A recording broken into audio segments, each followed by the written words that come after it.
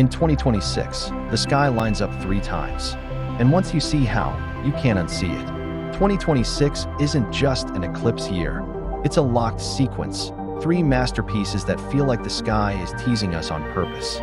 First, a night when the moon turns a deep, rusty red, like someone dimmed the universe and left only ember light behind. Second, a solar alignment so exact that the sun becomes a perfect glowing ring, beautiful, unsettling, and razor bright. And third, the big one, daylight shuts off for real as a total solar eclipse sweeps across parts of the North Atlantic and Europe.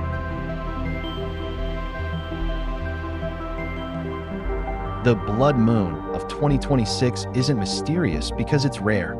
People with basic astronomy knowledge already know lunar eclipses happen. It's mysterious because of how alive it looks.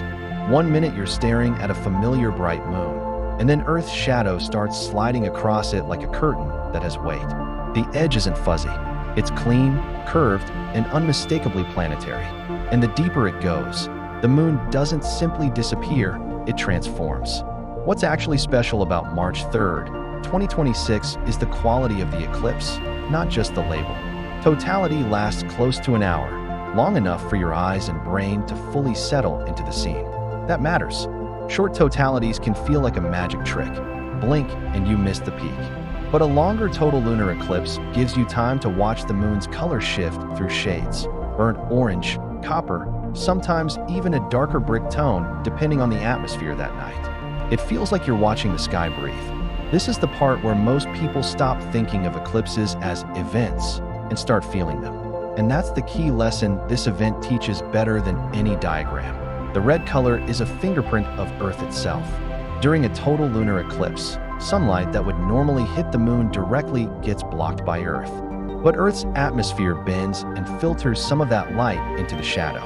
Blue wavelengths scatter away more easily, while red and orange wavelengths survive the journey. That filtered light reaches the moon, turning it red. So the moon becomes a screen, quietly showing you what Earth's atmosphere is doing on a global scale. This is also why no 2 blood moons ever look exactly the same. Dust, aerosols, volcanic particles, even large-scale weather patterns can subtly change how bright or dark the eclipse appears. It's one of the coolest perspective flips in astronomy. You're watching the moon, but you're learning about the air around you. There's another reason this 2026 eclipse sticks with people. It's a timing milestone. After this, total lunar eclipses don't line up neatly every year. Partial eclipses still happen, sure, but that full, dramatic moon inside Earth shadow moment becomes less frequent. March 2026 feels like a checkpoint, one of those nights where years later, someone says blood moon, and you instantly remember where you were. And here's the curiosity twist. This is the calmest eclipse experience you'll ever have. No special eyewear, no second-by-second countdown, just a slow cosmic transformation. It doesn't demand expertise, it demands attention. And once you understand how powerful slow can be in the sky, you're ready for the next masterpiece, because the next one is sharp, precise, and almost unreal. The Ring of Fire eclipse is where eclipses stop feeling gentle and start feeling exact. This one happens on February 17th, 2026, and the vibe is completely different from the blood moon. A lunar eclipse is forgiving. It lasts long, it's visible across huge regions, and it's safe to watch. An annular solar eclipse is the opposite. It's picky about where you stand, it rewards precision, and it carries one rule you cannot ignore. You never look at it without proper solar protection. So what is the Ring of Fire, really? It's the same basic alignment as a total solar eclipse, the moon passing in front of the sun, but with one brutal detail. The moon appears slightly smaller than the sun in the sky that day. The moon's orbit isn't a perfect circle, so sometimes it's farther from Earth. When that smaller moon lines up perfectly, it covers the sun's center, but not its edges.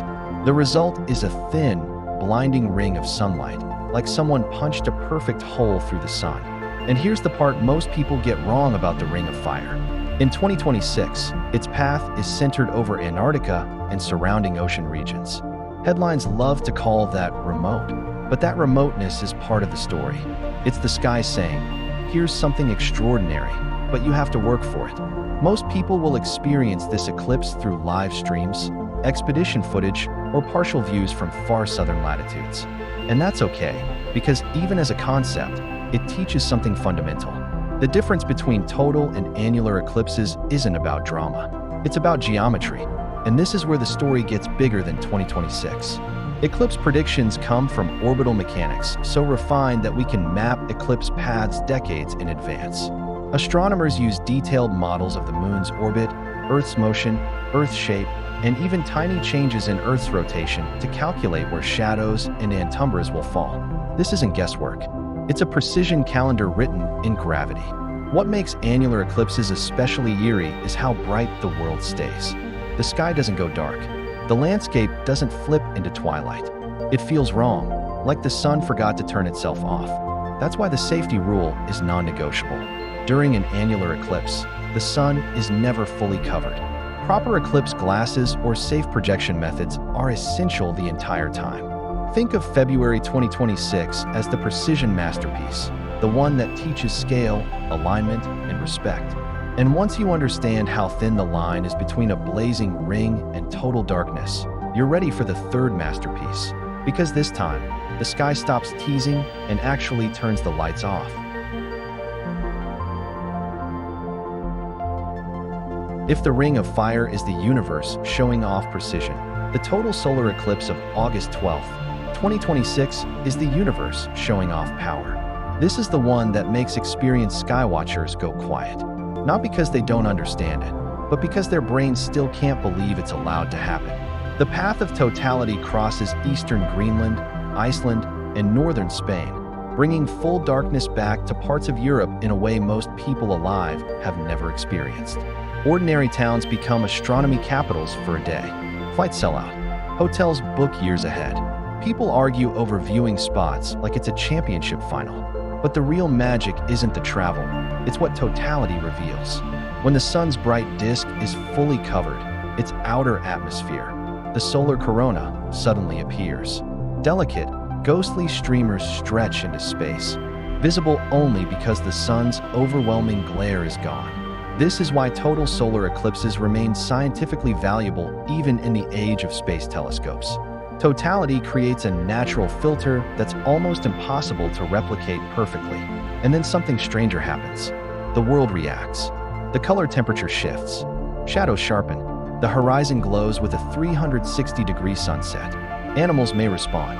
People absolutely do.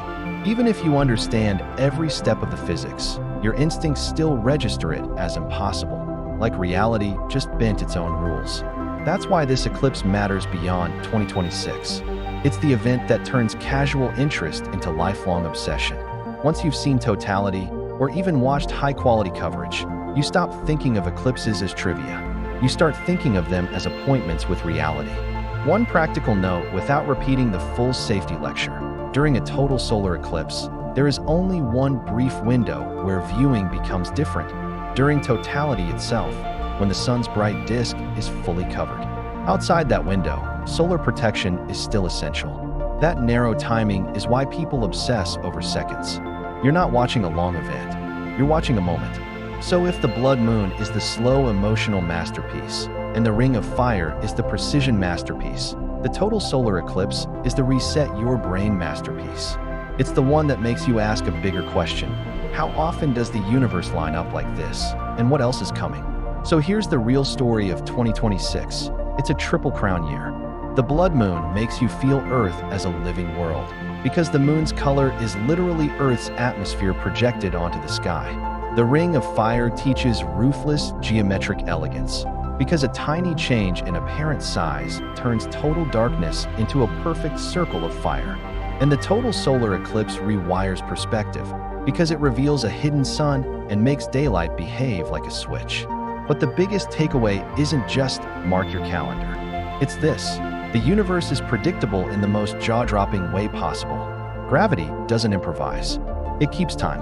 And once you recognize that, the sky stops feeling like background decoration and starts feeling like a schedule of rare moments you can choose to experience.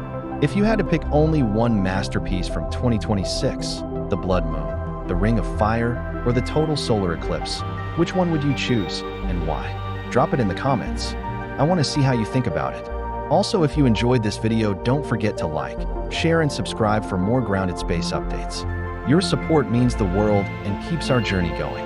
Thank you for watching, and see you next time.